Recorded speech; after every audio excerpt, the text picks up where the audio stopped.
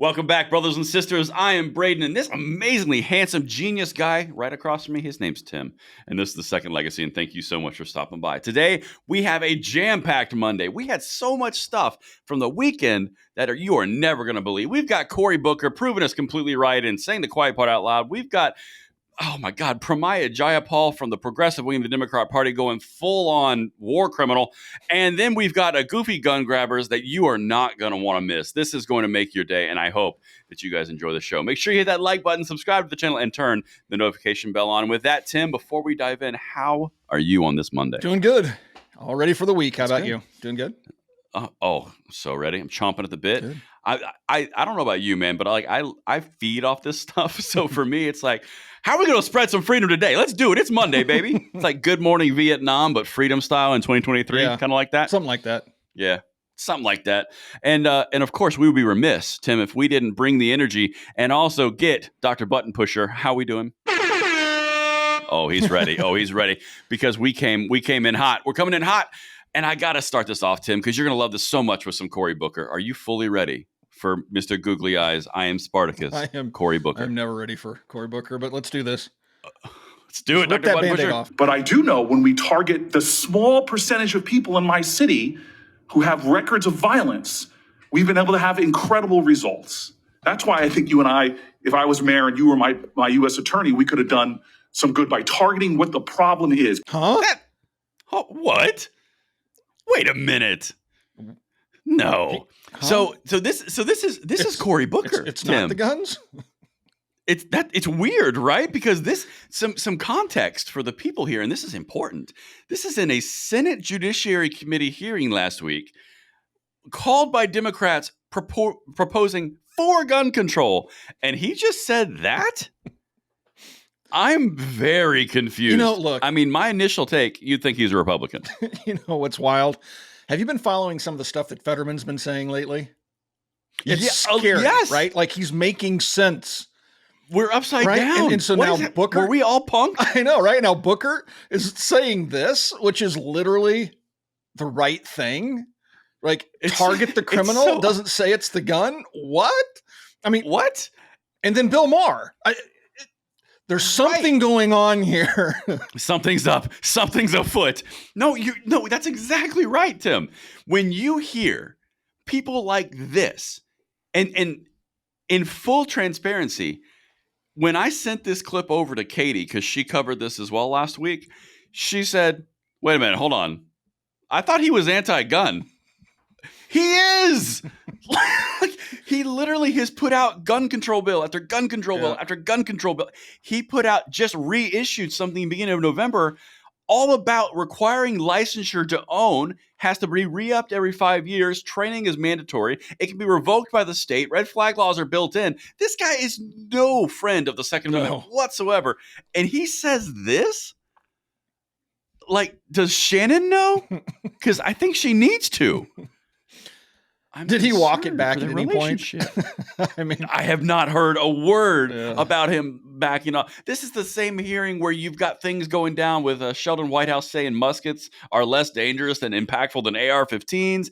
You've got Blumenthal in there talking about Ethan's Law, and then Booker starts talking, and we're like, "Are you reading the wrong script, dude? You're in the wrong meeting. You're in the wrong meeting and reading the wrong teleprompter. You're helping us out." It is mind-boggling because it is the minority of criminals who are violent who are the problem. Yep. We all know We've been it. saying it forever. Everyone knows it. You know how they, like I've said before, they disassociate the gun from the criminal and focus on the gun. It's gun violence. It's the gun problem. It's the guns. These are all things that they say over and over again. And then he stands up and goes, if we could, I know where the problem is. If we target that problem, we can fix it. What? Right? Wait a minute. Hold on. Something's not jiving. Yeah. Something doesn't make sense. He banged his head. Exactly, Dr. Button Pusher. Glorious. What is happening? What is happening? And like you said, Fetterman's out there like, yeah, there's a lot of hypocrisy between George Santos and Bob Menendez in the Senate. We should probably get him out too. Yeah. What? I know. It's like, what? Cue Bill Maher. Democrats are screwed. I know. Almost said something else. Yeah. I mean, like, I'm like, what is happening across the I spectrum? know, man. It's not making a whole lot of sense. It's almost like they've been so beaten down by the truth that it's gotten into them and it's starting to sneak That's out it. every once in a while. They don't That's quite it. acknowledge the fact That's it. it's there yet, but it's trying to get I love out. it. No, I love it. I love it. That's what it is, Tim. I think you're onto something. We're just being so effective that they're coming to our side. The people who have built their entire careers on gun control and have all the funding from the dark gun control lobby money. They're all of a sudden coming to our side. Or it might be election season soon. I don't know. It could be the whole election because it seems like politicians get these moments of clarity leading up to elections, and then right after the election, they go right back to being stupid.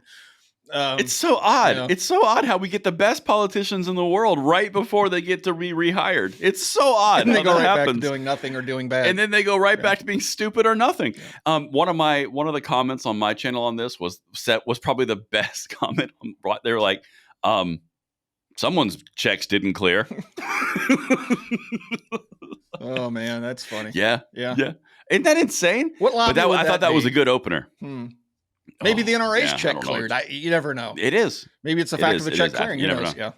Yeah. Maybe that's it. Maybe the bribe money didn't come in yet, so they had to like throw a little shot across the bow, be like, "It is those violent criminals." I am a politician. Money clears. It's the guns. I am a politician. I will flip flop. Pay me or I flip flop. Exactly. I'm getting a little wishy-washy. I'm gonna need that check. Getting a little weak in the knees over here. I'm going to send you an email from the Hunter Biden laptop demanding money here shortly. Exactly. Second Legacy's really putting a lot of pressure on me. Oh, that money sure would help. Yeah, good Lord. Well, that was a good way to open up. A little bit of, excuse me? Yeah. Come again? It's always good when an anti-gunner comes over to the light side. Even for a moment. Goes right back. Yeah. and then jumps right back. Well, I think that was a really, really good segment for the first segment on an opening salvo on a Monday. To be fair, I think that was pretty good. But now we got to take a serious turn, Tim. We got to take this boat and just turn it on a dime. And we've got to get into a very serious topic, which so far we've been pretty tongue-in-cheek about this whole episode. Here's my disclaimer on this. What we're about to cover is something that the progressive leader of the Democratic caucus, on the Democratic Party, the Progressive Caucus, the chairwoman, said on CNN about a very sensitive subject we know is rape and how it's not that big of a deal. Because after all, this is a different situation than all the gun control, right, Tim? Yeah, right. Because that's the reason. That's the reason for all gun control, because domestic violence. Except when there's a war, and then there's different calculations. Yeah, I'm getting too into it. Dr. Button Pusher, let's hit number 2 and set this up. Ask you about sexual violence, and it's kind of remarkable that this issue hasn't gotten enough attention globally. Widespread use of rape, brutal rape, sexual violence against Israeli women by Hamas. I've seen a lot of progressive women, generally speaking, they're quick to defend women's rights and speak out against using rape as a weapon of war, but downright silent on what we saw on October 7th and what might be happening inside Gaza right now to these hostages. Why is that? Why is that, Tim? Why would that be? It seems when I was a young man, the feminist movement was strong, right? They were all about, I think, empowering women and equal pay for women and all this stuff. And I mean, there's a lot of good stuff in there, right? Stuff that need to be said, but, and they were very much, outspoken about men in the workforce being, overly sexual, touching them, going even further than that. And then here we are in 2023, and all of a sudden, the women aren't saying anything about all the stuff that's being done that's degrading them in that category. Well, yeah.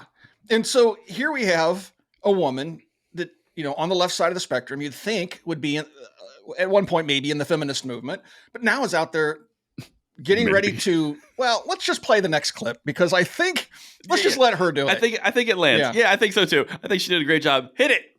I mean, I don't know that that's true. I think we always talk about the impact of war on women in particular. In fact, I remember 20 years ago, I did a petition around the war in Iraq. You said, saying have that, you talked about it since October absolutely. 7th? And I've condemned what Hamas has done. I've condemned Specifically all of against the women? actions. Absolutely. The rape, of course. But I think we have to remember that Israel is a democracy. That is why they are a strong ally of ours. And if they do not comply with international humanitarian law, they are bringing themselves to a place that makes it much more difficult strategically for them to be able to build the kinds of allies to keep public opinion with them. And frankly, morally, I think we cannot say that one war crime deserves another. That is not what international humanitarian law says.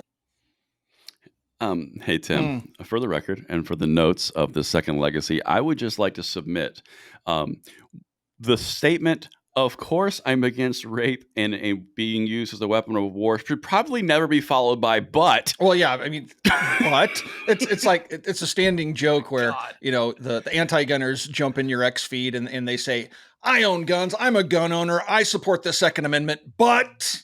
Dun, dun, dun. It's like, and then they go on to say something wildly anti-gun. Well, she set herself up beautifully, like all leftists do. They're dishonest, disingenuous, but they can't help themselves, and they just got to speak what's on their mind.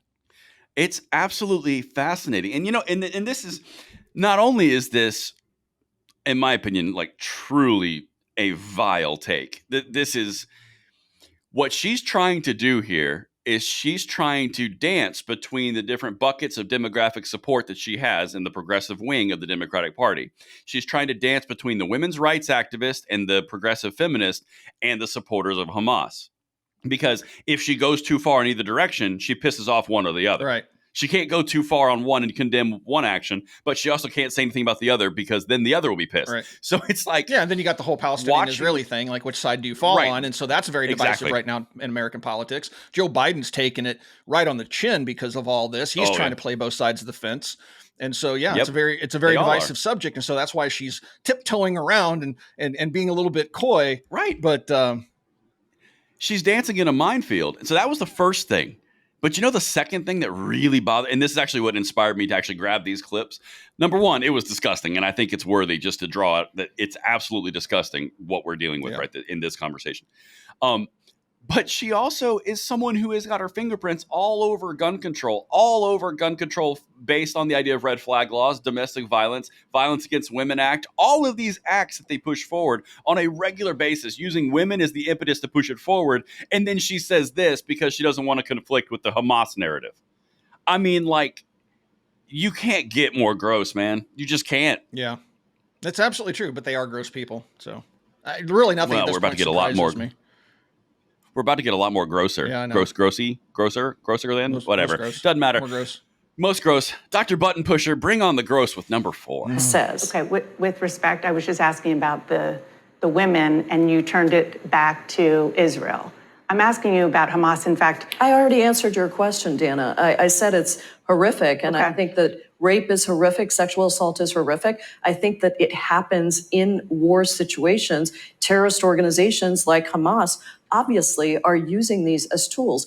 However, I think we have to be balanced about bringing in the outrages against Palestinians. 15,000 Palestinians have been killed in Israeli airstrikes, 3/4 of whom are women and children. And it's horrible, but you don't see Israeli soldiers raping.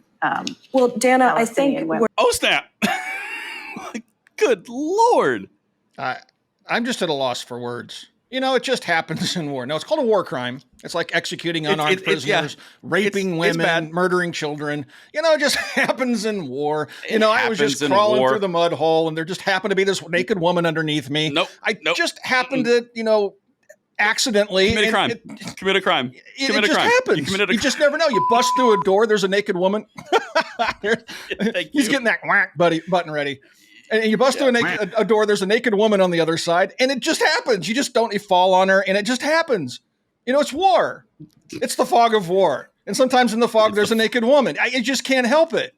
It happens. It happens, and it's terrible. And genuinely, again, I would like to reiterate, We are not mocking these instances. These are terrible, horrible instances. What I'm mocking, and I think It's her. Tim, it's her. It's this woman with these stupid statements. Yeah. These are the people that It want to just disarm happens. you, right? Yeah. Yeah, these are the people that want to disarm you because women need protecting, because guns affect women 5 times more likely. All these statistics that they parrot out because it's all guns' fault. And then she goes on and says, well, I mean, it's war. I mean, it happens. These are your moral police, folks. These are the people that are trying to legislate morality. These are the people trying to tell you what's right from wrong. And this is the things that they say.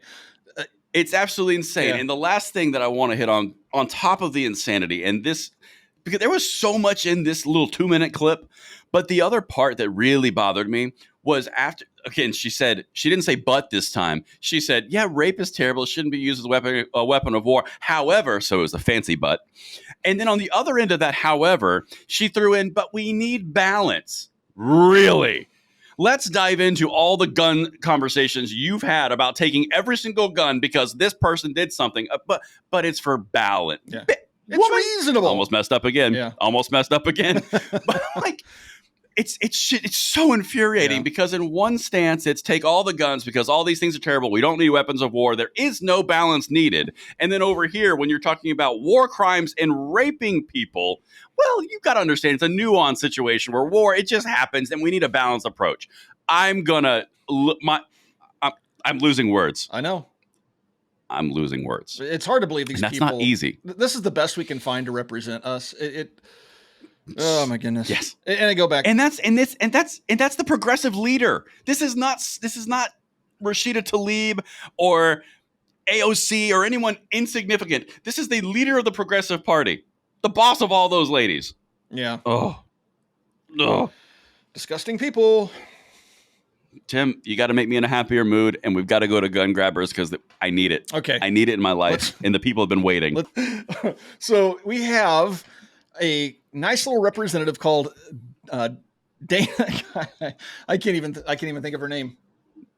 Diana DeGette. Diana DeGette. Yes, I know. I got the DeGette, but I was wanting to say Dana, but you're right, Diana. So Diana DeGette. Yep. So let's pop up number 5 here. So she's a representative from Colorado, and Colorado, of course, has a magazine ban. And so now she's educating the audience around her about how magazines work and why the efficacy of a magazine ban is really high because it works. And let her explain to you in her own words why banning magazines from future production and sales works, because the existing magazines eventually, well, just listen to her. Think that we can pass those. And just very briefly to your last question, what's the efficacy of banning these magazine clips? I will tell you, these are ammunition. They're bullets. So the people who have those now, they're going to shoot them. And so if you ban them in the future, the number of these high capacity magazines is going to decrease dramatically over time because the bullets will have been shot and there won't be any more available. Magazine clips are bullets, and when you shoot them, you use up your magazine clip, and then once you've expired all the bullets in the magazine clip, then they're gone, and then you don't sell them any new ones. It works great. It works so good. It's so amazing. Why did we think about this before? If the magazines were full, then we shot all the bullets, the magazines would be empty and then can be discarded. And over time, just through attrition, we would have no more magazines. What? Well, Joe Biden thinks you can get 100 rounds into a chamber. So, it just... We can. That's true. These are the people... That's true. These are the people passing laws, folks. They don't even know what they're talking about. These people have no concept. All they do is they go into a meeting and they go, okay, here's our talking points for today. Oh, by the way, guns are bad. And then they go out there and go, guns are bad because... they make loud noises and scare animals and children. It's very scary. This is the type of moron that we send to D.C. to represent us. Yeah, it's a U.S. rep. This is a U.S. rep from Denver. Dude, it's so bad. Maybe, Dr. Button Pusher, can I get a Gavin Newsom? That's true, because it's true. Thank you. This is a really hard episode for me. I'm losing words, and I don't lose words. I'm on the internet all day. But the level of stupid is accelerated, It's like Mach 3 in this one. They've gone to plaid. It's a topsy-turvy world. You know, we have wild lefties making pro-gun statements. We have morons out there babbling about Clipazine magazine bullet cartridges that expend themselves. And it's like, what is going on out there? Stupid is in the water, apparently. Now, it seems something. Stupid has affected Cory Booker in a good way. I wish it would stick. I wish there was a vaccine That's a temporary to fix effect. his dumb. But that's just a freedom high. That's all that is. Oh man, dude, what do you do? I mean, and what do? You mock it. You mock it relentlessly. You have to mock it, but is there a consequence for this moron? I doubt it, because her constituents are probably going, "Yeah, clip magazines and bullets will go away." You know, it's like it's a natural attrition. Oh. Duh! Why did we think about this before? And you know what the other funny part about this is, and this is the actual serious underneath the hood, meat and potatoes. What she's really doing. She's conflating two different gun control narratives into one.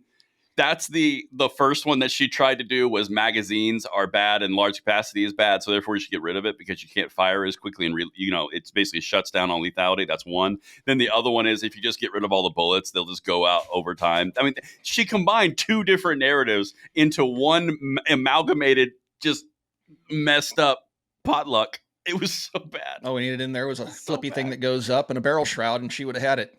We just needed a diagram to better explain how this works. I love Venn diagrams. Okay. Oh, Dr. Button Pusher is awake this morning. I love this. But yes, Anyway. It turns out, Tim, it's this simple to get rid of guns and magazines. It's that simple. The magazines will just be full and then be empty and then be useless, not reloaded, and be done. Could it be that this is why the last couple of proposed assault weapons bans, they said, well, if you have them, you can keep them. We're just going to ban the future production and sales of them. Maybe they work like Clipazine magazine clip thing That's bullets. true. They just kind of, every time you fire it, a piece falls off, and then you'll just shoot it out and all your bullets will be gone. And then boom. Wow. Boom. Yeah, these people Nailed are it. special. Once again, getting to the root, Tim. That's why we have you around. Bless her for that root analysis. Bless her little soul, she's touched. All right, folks. Anyway, we hope you enjoyed today's episode of Second Legacy. Thank you for watching, and we'll talk to you guys soon.